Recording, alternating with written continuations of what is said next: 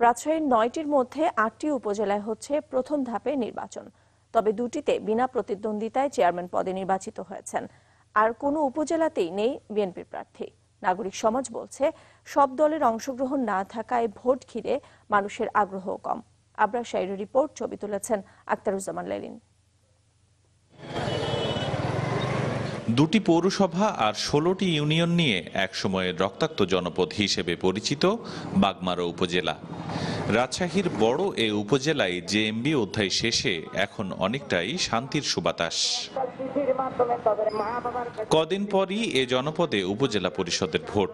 Banner poster চোখে পড়লেও নির্বাচন নিয়ে খুব একটা উৎসাহ নেই সাধারণ মানুষের। তারপরও ভোটারদের চাওয়া, যিনি নির্বাচিত হবেন মনোযোগ দেবেন অবকাঠামো ও সামাজিক উন্নয়নে। ভোটের আমেজ খুব ভালো হচ্ছে না। প্রতিবারে যেরকম ভোট হয় ওরকম সিস্টেমের ভোট এবার বোঝা যাচ্ছে না। কাজ বাজ এখানে হয়নি। আমার এখানে যেখানে কথা দিয়েছিল একটা কাজ রক্ষা করা পারেনি। এখানে রাস্তাঘাটের আরো অনেক প্রয়োজন, শিক্ষা প্রতিষ্ঠানেরও প্রয়োজন আছে। উপজেলার ভোট সুষ্ঠু করতে সব ধরনের ব্যবস্থা নেওয়া হয়েছে বলে জানিয়েছেন নির্বাচন কর্মকর্তা। এখানে আমাদের আইন শৃঙ্খলা পরিস্থিতি স্বাভাবিক রাখার জন্য যে পরিমাণে আইন শৃঙ্খলা বাহিনী মোতায়েন করা দরকার সেই রকম আইন শৃঙ্খলা বাহিনী মোতায়েন হবে। তবে প্রশাসনিক জটিলতার কারণে উপজেলার ক্ষমতা খুবই সীমিত। এজন্য সরকারের কৌশল ও নীতিমালাকেই দুষছেন বিদায়ী চেয়ারম্যান। এখানে উপজেলা চেয়ারম্যান ভাবে কোনো নিজস্বভাবে একটা প্রকল্প দিয়ে বা তড়িৎ গতিতে জনগণের যে একটা সমস্যা সেটা চিহ্নিত করে দ্রুত তার সাথে ব্যয় করে এগুলো সমাধান করে এটা অনেকটাই আমরা সক্ষম হতে পারিনি।